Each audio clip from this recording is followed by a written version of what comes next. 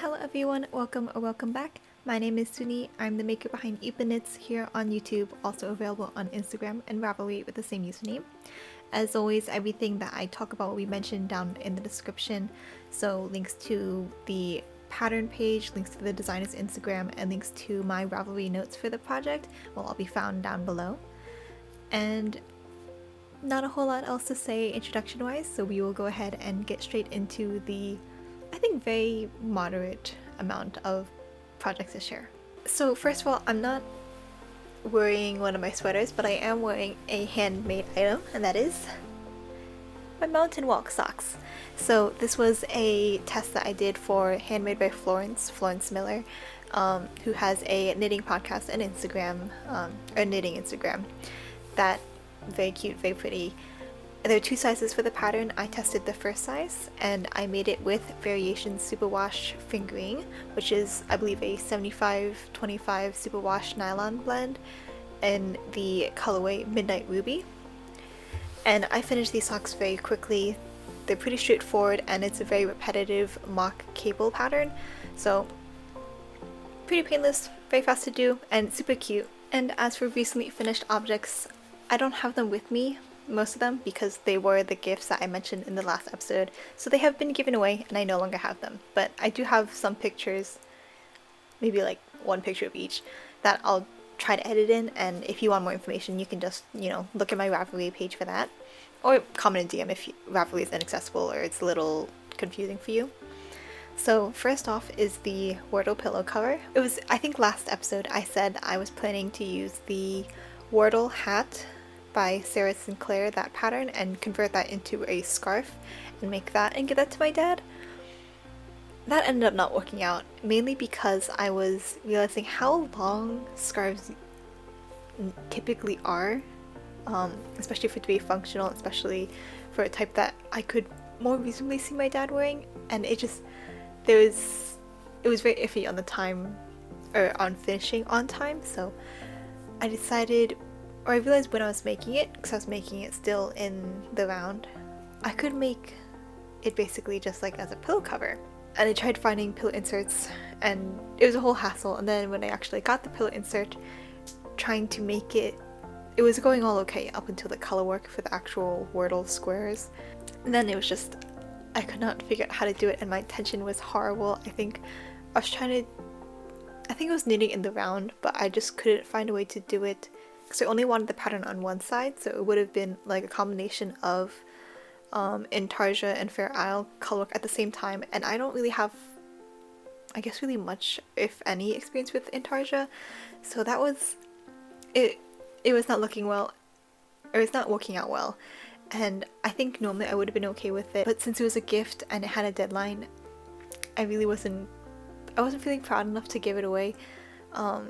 I think I just really wasn't satisfied with how it was looking, so I ended up frogging that all back and then using the same yarn to crochet the pillow cover rather than knit it, because I'm more familiar with, the term I think is different for crochet for the colorwork styles. Maybe it's tapestry crochet? I'm not sure, but it's where you, for that section with the colorwork, you hold the yarn under, like you work around that yarn so it's woven in throughout. I'm not sure what it's called, but anyways, that's what I ended up doing, which I think turned out pretty well. And then once all the squares were done, then I went over the final row with a surface slip stitch. All these terms, I'm sorry, I don't know them that well, but where you like slip stitch over the top of the finished piece to create whatever design, and I put in the letters for the final row that way.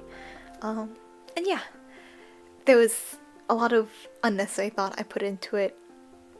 There's a lot of math I had to do also, because I came up with the crochet gauge first, and then based on that and then the pillow insert that I had bought, figured out the dimensions for each of the squares and how that needed to work and what stitches that was. It was a lot more thought than I was hoping to have to put into it, but it's done and I am pretty satisfied with how it turned out. So the yarn I used for it was Big Twist Value, I think just in white, and then the gray, yellow were both stash yarns. The gray I almost want to say it was like a cotton acrylic blend, and then the yellow was I think 100% acrylic as well, but I'm not sure what yarn it was. And then the green was I think also what is it, Big Twist Value in some green color they had. I think it was just a relief to have gotten it done and being pretty satisfied with the result. The second gift that I also mentioned last episode is the Spider Gwen amigurumi, and so that is also gifted, so I don't have it with me anymore. Not a whole lot to say. I used, I think, Lion Brand Basic Stitch anti-pilling yarn in white and black, and then for the purple I used Caron Simply Soft Party in Fuchsia Sparkle, and then for the like ballet slippers that she's wearing on the feet, I made that with, I believe, Lion Brand 24/7 cotton in Jade. And that was, I think, pretty straightforward. It was a little confusing with the color work and trying to figure out how exactly to make it look like her costume and to like line everything up right. It was, again, more thought than I had expected to put into it. But I think considering the time crunch I was on, I'm pretty satisfied with how it turned out. And I was initially planning on making like a hood as well. It was very complicated. I've never made that kind of, I guess, shape. I've never made like a hood, knitted a hood before. And what I initially was thinking was, because the yarn that I was using was, I think, would be considered a worsted weight, was that I would actually split the strands so that instead of it being 4 strands twisted together, I would split it up so it'd be only 2, so it'd be a little bit more thin and easy to work with that way, because for her costume, the outside is white, but then the inside of the hood is that like fuchsia pink purple color. To avoid it from being too thick, I would split the yarn in half and then do double knitting to make the hood. And then as I was trying to do it, I was trying to figure it out. It was just like so unnecessarily complicated, and it started to stress me out way too much, so I decided to just sew it instead. So it doesn't look as cohesive as I think it would have looked if I had knit it, but again, time crunch, and I was getting way too stressed about it, so I think I'm pretty satisfied with how it turned out. And then another finished object that I mentioned as a very incomplete work in progress last episode is a clear plant holder. What I had last time was, I think, basically just a circle shape of the base of the plant holder, and then what I did after that was in the front loop work, I think, single crochets, and then I did double crochets, and then I did a very basic stitch pattern until it got to the height I wanted, and then I made, it's a little difficult to describe, it's in my corner, or the corner of my room, basically around the top brim of the plant holder, I don't know, it's like a bucket shape, and then it's got 6 straps that go up and they all meet in this point in the center, and then that has the rest of the fishing line attached to it. And yeah, it's just hanging from the hook in my ceiling, and yeah, it's my little corner of my room. And I did mention that I was worried about how, because it was like pretty, I guess, tense and firm around how it was coiled up, I was worried it wouldn't like flatten out and relax a little bit. But I tried it with a hairdryer, just like on like medium high heat, blowing at it for a little while, and it definitely softened up and relaxed, and it wasn't so like, I don't know how to describe it, but it was a lot more easy to manage, and yeah, that was done. And next up are a few finished tests that I have finished over the past few weeks. So first of all, I will go through something I actually tested twice, or I made 2 versions of. So this is a very cute snood.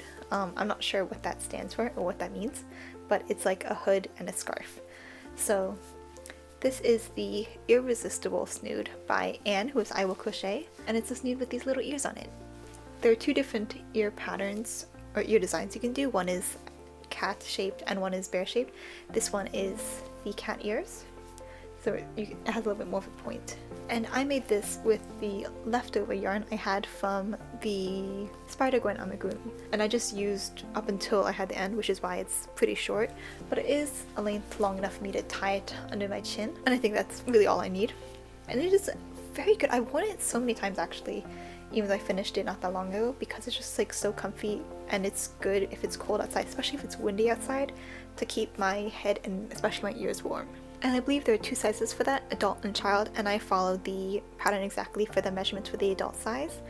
Although I think a lot of testers were thinking maybe to have it a little bit bigger, so I made a second version, which I did kind of more as I was kept making it and trying it on what felt like it fit better. So this one is a little bit more oversized. I didn't really weave in the ends on the inside, but that's because I'm wearing it and you wouldn't see it if it's on. But so this is my second version, and this I made in a chunky yarn. I believe it's burnout blanket. I don't know the colorways, but it's just like, I guess a sort of brick color and then a cream. And so I did the bear ears for this one, and my like, I guess, color inspiration for this was like red pandas. I just thought it'd be cute. But yeah, so the color change isn't actually even in the pattern. I just did that because then it would like fit the vibe. Super easy to make, and this one has much longer scarf length. It's still, I think, shorter than what the pattern sample was, but I think it's still like a good length for me. And I also used the remaining round of this yarn, so to some extent I would actually consider this to be a pretty good scrap busting project. If you have like a weird amount of some yarn that isn't quite enough for like a full garment or full, I guess, scarf, but or maybe a little bit more than a normal scarf, or a little bit more than you would make for a hat. I think this is cute. And so the pattern for that is not yet out, but it will be not too far away from now, so keep your eyes peeled for that if you are interested. And then the next test I did was a very, very fun one. This is the Teddy Belt Bag. This is a pattern by Joan, who is Knitwear by Joan on Instagram. And it is like what the pattern says. It's a belt bag, or fanny pack, I guess. So you can wear it either across around your belt, or across the, across your torso, which is how I usually like to wear it. And yeah, so this was my first time using boucle yarn. So I used Cozy Boucle by Loops and Threads in the colorway Candy Dots, and then I held it with Caron 1 pound in the colorway Lilac, and that's also what I used by itself for these straps. I had actually a bunch of these, I guess they're called the hardware, the buckle, left over from like years ago when I bought a bunch in a pack, and my mom had an extra zipper, and I was a little worried at first about using black because this is such like a bright pastel color, but I actually like it better than I expected. And the black zipper, I think it is kind of nice that it is so dark, because it's a lot easier to see and like make it clear, I don't know, where the zipper is. And yeah, it's a decent size, yeah. And also it has like a little bit of, I guess it's considered double knitting. You pick up stitches later, but so that way you don't see the inside of the zipper. I think it is like a little extra, but I think it's one of those things it makes it look really finished and really like professional when you're done. But if you don't feel like doing it, you can totally, I mean, I'm thinking about making another version of these, and I'm debating if I want to do that little extra bit as well, just because, I don't know, it's pretty, but it is also like a little bit more work. So this is my first time using boucle, and most of the bag is knit holding the boucle with the any worsted yarn, and it was so fun, it was so interesting, and I think it is, like, at least for me, the perfect size to carry around everything that I would usually like to have when I go out the house. So like my wallet, phone, hand sanitizer, like lip balm, or anything else like that. I think it's a really good fit for that. Although, like I mentioned, I was thinking about making a second version because for a couple of reasons. First being that I bought 2 balls of the boucle yarn because the pattern sample used 2 strands of boucle held with 1 strand of worsted, so 3 strands total, and that helps make it also more dense and a little bit more, I guess, durable. But when I was trying to get gauge, I, for the life of me, could not get gauge with 2 strands of the boucle in the worsted. I had already sized down like 2 needle sizes, I think, and I got gauge with that with one strand of the boucle and worsted, so it just was not happening. But then that means I have all this boucle yarn left over, and I know that there's a bunch of other projects that I could make with it, but it's also like, realistically, what would I really have the ability to make, the ability and the patience to make with boucle yarn? So I was thinking about another one of these just because that's what I bought it for, and then also because while this is like the perfect size for my essentials, it is like a teensy bit too small to carry on my Switch. And I don't even like bring my Switch around with me anyways, but it's like the idea of it, that it's like Switch sized, I think is really cute to me. But yeah, I will also say really quick that I don't think the pattern recommends it, or pattern tells you to, but I think I would recommend either blocking the strap beforehand,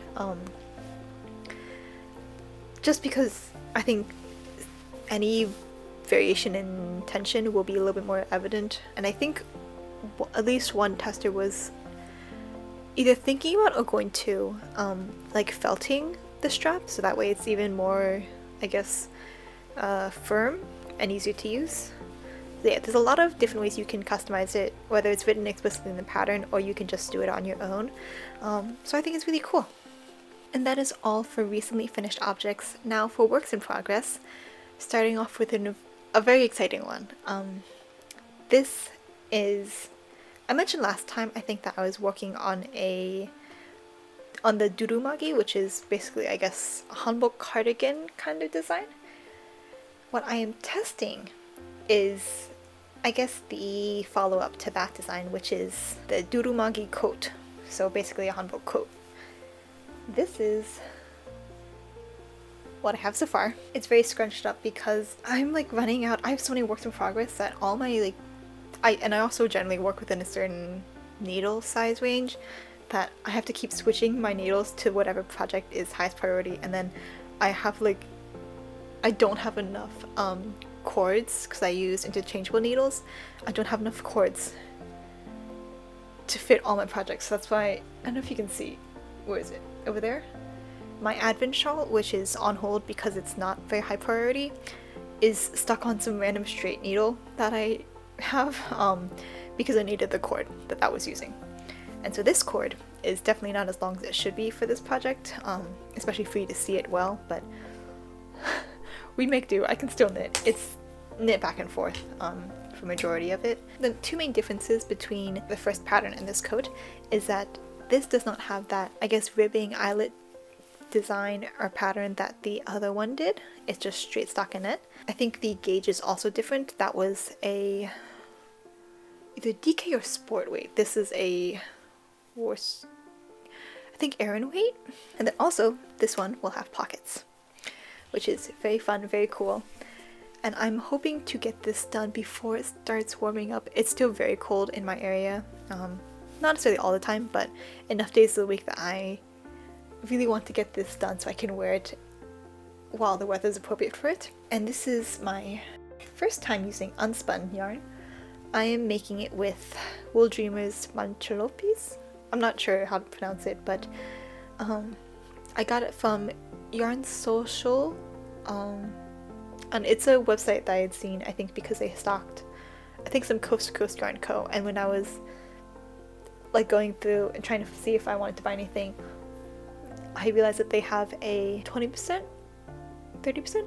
They have a discount for yarn testing, so yarn that you buy to test a pattern, which when I was trying to find yarn to make this, I was like, oh, that would be, I think that would be pretty helpful, especially because I think trying to find a yarn that met the gauge of the pattern was proving to be a little tricky, because a lot of the places that I typically shop from, they don't carry a large variety of thicker yarns, especially in on superwash, because that's generally what I prefer. And I'd been eyeing this yarn for a while because I'm always like a little curious for unspun yarn, but I was a little worried because I've heard of how like it can be pretty fragile. But since this is, I think you can see, held double, so you can separate it single strand, but I feel like that could be a little time consuming and maybe frustrating. So I'm just using it as is, and I get gauged that way. I actually really like it. It's so strange working with it because it is pretty delicate, so I can't pull it as tightly as I normally would, and every time I have to do like increases and like stretching the stitches apart, I am a little scared it's gonna break, but so far it's been okay. I haven't had many concerns about that. And it is such a pretty colorway. It's a little bit more purpley and like a cool tone pink than I imagined, but I think it's still really pretty, and I like how there's like variation in it. It's not just like a single solid pink, but there's like some very light parts. And something I also find interesting is that I feel like it looks lighter when it's wound up than when it's actually knitted up. I don't know if it shows up that well on camera, but it definitely does in real life, maybe? It looks the same on camera. Okay. I am definitely really enjoying making this so far, and I will also say that I am testing the English version of the pattern. I'm making size medium, by the way. The pattern goes from extra small to 4XL. That is another thing different from the first durumagi, is that the size range is, I think, significantly higher than that one, and there is still positive ease involved, but I think there's at least like 2 to 3 more sizes, if not more, than the durumagi had, and I'm sure that the designer would be open to making more if there was interest, and they could get it tested. But so I'm testing the English version of the pattern, and technically the pattern is available for purchase, but it is still being tested, even in the Korean original version, which I'm not really sure what that's about. It's very, I don't know, but a lot of times, if you are unfamiliar with testing, when you test a pattern, you're put into a group chat with the designer and other testers, so that if there's any problems or questions, then it kind of can be addressed for everyone, and especially if there's like a general problem with the pattern or like anything like that, then it, you know, the designer doesn't have to reach to everyone separately. They can just kind of, everyone knows, and everyone can see everyone else's progress, and it can just be like really fun. But so I'm in a group chat with the designer and the other testers, and I don't think there's another, I don't know if there's anyone else testing the English version. In the group chat, it seems like I'm the only one. And I don't know, it's a little nerve-wracking. I'm not that confident in my Korean, so trying to communicate with the designer about any questions I have is like pretty stressful. Just because I think I'm not used to, I don't really think I've really spoken Korean outside of to my family, really. Like in class, I guess, to like Korean teachers, whatever. So like the tenses, the vocab, especially vocab, because I think I can kind of cruise by with most general conversations, but like I don't know the Korean terms for like the increase row, you know, like, and like it's a whole thing, but I think it's going okay, and I'm now at the very tedious part of back and forth, but no more questions from me, hopefully, for a while. I always get very nervous asking questions in general, let alone when it's, you know, in a group chat in a language that I am not super confident in, but it's going well. I'm excited to wear it, and it is very fun to work on. So the colorway for this is Rosa, and then there's going to be an accent color, which I just got another plate, they're called plates, of the Manchalopis in Blanco, which is more of like a cream off-white than it is like a white, but very fun. And these plates are so big, like the size of my face. It's very impressive. I'm on my second plate of the Rosa colorway, and I have 4 more, which I think when I did the math, most of what the last one should be left over, but I'm still like, if I'm this far through the body, how am I supposed to go through the rest of it? I had that question when I was working on the durumagi as well. Like, I was getting decently far through the body, and it's like, I still have so much of the yarn left over. So I don't know, we'll see, because I didn't get to finish that one in time before starting this, so this is kind of like, I'm not sure if it would have really caught up at the end, how much yarn I used, but I'm not sure. But anyways, that is what I was working on a lot these past few days, and I'm working on it a lot now, because the deadline, I think, for the Korean version, because they started testing before I got the pattern, because the English pattern still had some more notes to go through, and wasn't ready the same time that the Korean pattern was. So they started before me. They started sometime in January, I think mid-January around, and I think the English pattern was sent to me the end of January or very early February, but only this past Saturday last week did I get the yarn, because I had to buy it online and have it wait for it to be shipped and all that. That was the whole thing. So I think I should meet the deadline, even though it is, I think as of today I have like 16 days left to finish it, but it's going by surprisingly quickly. I think a large part is the gauge. The sample is knit in like some ridiculous amount, like 4 strands held together. I don't know, it was nuts. I did not want to have to buy those many different yarns, and also to hold them all together, it's just a hassle. Like 2 strands is enough for me. 3 strands is really pushing it. So that's why I got the Manchalo piece, because I wanted something that'd be thick enough that I could only use one. That is all for the durumagi coat. I will most likely have it done by the next time I film one of these, just because I think 16 days left, a little over 2 weeks. I'm hoping to finish before the deadline, just so I can, if I need to, like, block it and let it completely dry, or weave in the ends, take pictures, all before the deadline. I'll probably have it done, or if not, I'll be very, very close to it, so I can show you properly what it's supposed to look like then. And that is all for the test that I'm working on, or have worked on recently. And then for other works in progress, here's something small. It's kind of curling up, so it's hard to tell, but this is going to be a cat ear balaclava. So I'm sure many of you have seen those like cat ear beanies, where very simple to make. You just make like a rectangle, have the top shut, and then if you put it over your head, then it creates, the rectangle shape creates these points which look like cat ears. So very similar principle to for this, except it's just going to be a balaclava. So here's the eye hole area, and then I'm just going to be knitting straight down, and then I'm thinking about maybe doing a ribbing section, doing some decreases and doing ribbing to make it a little bit more fitted around the neck, just because, especially if I really want this to be a cold weather thing, which, considering how much like of my head is covering, it shouldn't be a warm weather thing at all. It needs to be like really cold.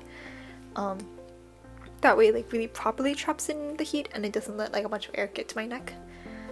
But that's just what I was thinking. Who knows if I'll actually do that. But this is a just completely free-handed design, and I'm using, I don't know what yarn, I cannot figure it out for the life of me, but it's I bought it almost like exactly a year ago. It's this really pretty pink like chunky yarn. I'm pretty sure it's like 100% acrylic, or just like an acrylic blend maybe. I know I got it from Joann's, but I don't know what it is. I tried looking again when I was there recently, trying to figure out which yarn it was, but I couldn't figure it out. But it's been in my stash for a while because I bought it last year, couldn't figure out what to make with it, and then I kind of had the urge to make like a cat ear balaclava, and I was like, a chunky yarn, let's just use something in stash, and found that, decided to make this with it. So I cast on with, I don't know what it's called, I used to know it so well. It creates a seamless top, but so you work both ways. Judy's Magic Cast On, maybe? I did that, and also fun fact is that this is my sort of, I guess, official foray into continental knitting. I tried a while ago, or I learned a while ago how to knit continental style because I was curious and I had nothing else to work on, so I just kind of like knit up a gauge swatch in continental. And then didn't really do anything for a while after. But I decided this could be good practice for doing that because it is just like stockinette non-stop usually in the round. There's only like a small section here where you knit back and forth. So I decided to try it out, so that's why you may just see my tension is not very good. I'm still definitely getting used to it. I think the back looks better. Okay, I think I was talking about my tension. It's a little wonky, but I don't really care, and I might not even block it out just because this isn't really something that I care about looking super neat and perfect. It's just making it to be, because it's fun, it's cozy, and it's cute. So not a whole lot left, I think. I will say purling in the round, or purling continental was it's an interesting experience. I think I now kind of get the hang of it or understand how to do it, but continental knitting in the round is much more fun. I won't put it on because I'm scared of getting stuff on it, but yeah. So if that's, I just have to go around the, what is it, my chin, the bottom half of my face, and then a little bit after for the neck part.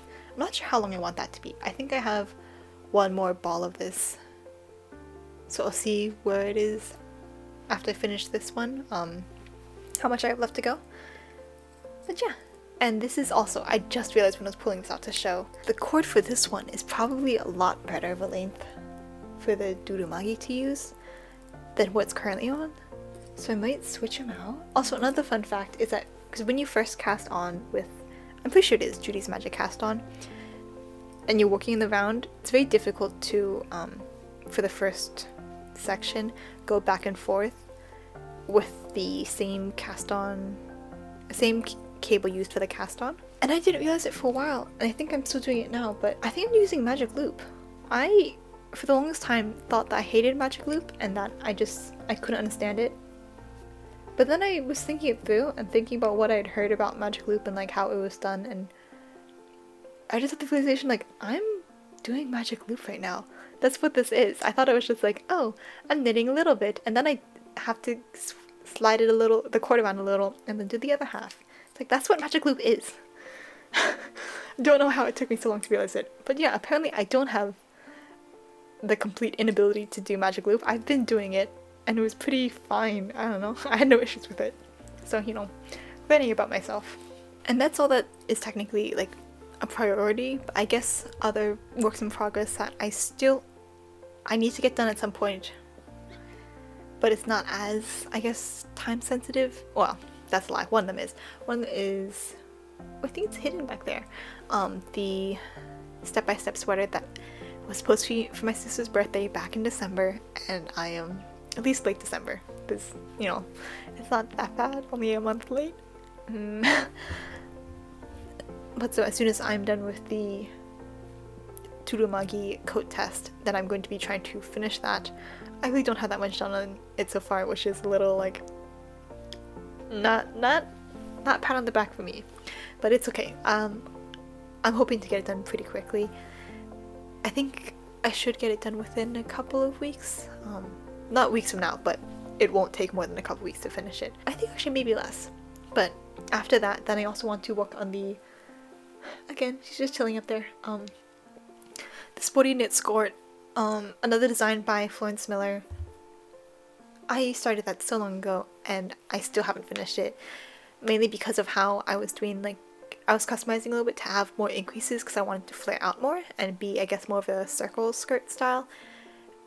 I think I really just need to, like, sit down and do the math and figure out, based off my gauge, based off of, you know, like, the length I want it to be, the width I want it to be at the maximum bottom of the skirt.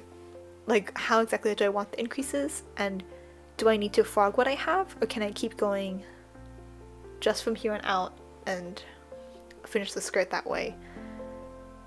I don't know, because I didn't do the math before. I just said, I want, say, this many more increases, and I really didn't think it through.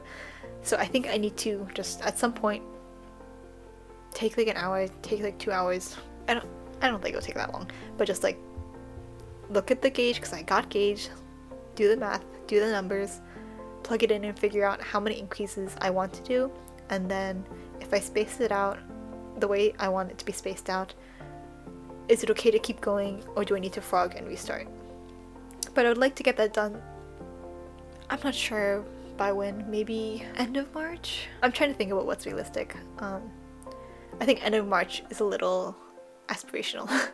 If I finish the durumagi coat and then my sister's step-by-step sweater, I think that puts me to March. So finishing that end of March seems, I guess, more accurate. And then I also have to make, I don't have to make, but I'm going to make my younger sister something for our birthday in April, end of April, so I have some time, but I'm trying to plan everything out. I also wanted to make, I mentioned a while ago, a sporty knit skort in the, it's somewhere down there, drops puna, which I bought a while ago with the intent of making a skirt and maybe like a matching like cropped cardigan for the springtime. I am running out of time if I want it for spring. I think I might have to aim to have it done by end of May, but then it might be too hot by that point, so I don't know. But I wanted to make the grey version first and then the drops puna version. Who knows? We'll see. I'll figure it out and handle that all when I get to that point. But that is all for, I guess, projects I'm currently working on and I'm planning to work on. There's not a whole lot I'm planning to cast on soon because I have stuff I need to work on, either for test or just other deadlines. So I don't imagine that you'll see you shouldn't see any new projects in the next episode that I haven't already mentioned, just because I need to focus on the things I've already started first. Final thing to share today is my acquisitions, and this is so fun, so special. I don't know what I'm going to do with it, but I mentioned a while ago that I bought yarn for the Coast to Coast Yarn Co. Book Tropes pre-order. So Erin Bartel, I think how you pronounce it, she is the owner behind Coast to Coast Yarn Co. And I think it was in fall of last year, maybe like late summer, early fall. Time is really bad for me, but so a bunch of different colorways inspired by different book tropes, and they were beautiful, they were stunning. I bought 3 skeins. I kind of wish I bought sweater quantity, which would have been absurd, but looking at them now, it's like I want a sweater with this. I want a whole matching fit with this. But you know, we take what we can get, and I will just treasure these very much. So I got 1 in natural worsted and then 2 in natural DK. The natural worsted I got was this. It is the colorway Enemies to Lovers, and it is like, I'm not sure how well it's showing up, but it's basically just like a red brown with like a slight purple undertone, but it's you can tell compared to this, the Enemies to Lovers is darker and more, I guess, more blue undertones. It's just so pretty. I actually like it a lot more than I expected to. I thought it was pretty online, but I was mainly getting it because of the name, because I was a sucker for it, and Enemies to Lovers is like, if it's done well, it's done beautifully. I think initially planning to use this for my sycamore sweater, which I started forever ago. Wanted to wear it in the winter. Did not happen. I'm on the fence if I still want to make that, but then again, what else am I going to make with like 1 skein of worsted? Especially because I have all that yarn and I'm not sure what to do with it. So I might go ahead with that. And I guess have it done for like next winter or something. And then the 2 natural DK skeins I got were in Second Chance Romance and Fall from Grace. You can see how beautiful these are. Like the speck. What? That is so cool. Like, oh my gosh. The parts they're speckled, and you see this like dark brown, but you also see a little bit of like the purple mixed in against that creamy base. Oh, and then this one. I keep thinking about, this is one Pinterest picture of, I'm not even sure where it is or what it's of, but there's this like ceiling and it's painted and it's got, I think it's like a Renaissance painting or something, but it's like this color scheme, and I think about that every time. So beautiful. This was the one I was mainly in love with, like at first sight, when I saw the book tropes, the entire collection. It's just so beautiful. I'm also a sucker for like contrast. Is that called complementary colors? Sorry, I took like 1 art class, I think. Like, I guess after middle school. But so the blue-orange, always a color combo that I love. And it's just so pretty. It's so lovely. I don't know what I'm going to make with either of these. I had no plans when I bought them, and I still have no plans. I don't know what to make with a single skein of DK. 'Cause I'm not really an accessory kind of girly. I wish I had sweater quantities, but that would also be absurd. I don't know, they're just so beautiful. I don't know, I'll figure something out, but until then they will just be very lovingly on my shelf and gazed at every once in a while when I need a spark of joy. And I also will say that, so I'm following Erin on Instagram, and you know, especially to get updates on, you know, how yarn stuff is going and see what other stuff she has planned. I think she has an encore collection coming up. which is very exciting. But so she had said that the natural DK base, they had to wait and in order to buy more, so they weren't able to dye a lot of them and send that out until end of February, end of February, I think. But then I got my yarn order and I was thinking, I have 2 of the natural DKs, how does that work? And I also am not very experienced with worsted yarn, especially from like hand dyers, so I don't know, I was just very antsy and wasn't sure what to expect. So I reached out after and I was like, I got my order which has 2 natural DK, I thought they weren't going to ship out. Did you guys, like, what's going on? I'm so confused. A little bit more eloquently than that, I think, but I got a pretty quick response, which was, and just like super kind, being like, oh, you know, like, sorry for the confusion, we had more in stock that we dyed and shipped out first, and then we needed to order a bunch more, and that's what the estimated timeline for like the mid-end February schedule was. And just like was really helpful in clarifying everything, which I really appreciated. I thought that's sweet. I'm like a very, I guess, anxious and overthinking person, especially for like social things, so the clarification and like the kindness and, you know, clearing up my questions and like answering my concerns and all that stuff, I thought that was really nice. And especially from like some small businesses, like I'm sure we've all either seen or experienced like bad interactions with online sellers particularly, or just like any small business, even in person. So I was very relieved that, you know, they were so kind. Yeah, I just really appreciate it. So that is all for today's episode. I think it may end up a little bit longer than these things usually go for. Hope it's okay. I don't think I was speaking too fast, but I might have been. But I'm also definitely sure that I went on some tangents and rambled quite a bit. So I hope that was okay. Again, if you're new here or if you're returning, thank you for coming and for staying this long. I hope it was interesting. Hope it was fun. Hope if you were working on something while listening to or watching this that you made some good progress. And yeah, if you have any questions, any comments, any fun things to share, then feel free to either comment it or DM me on Instagram. Always love to talk. And I will see you in a couple weeks from now, probably. Stay healthy, take care of yourselves. Bye bye.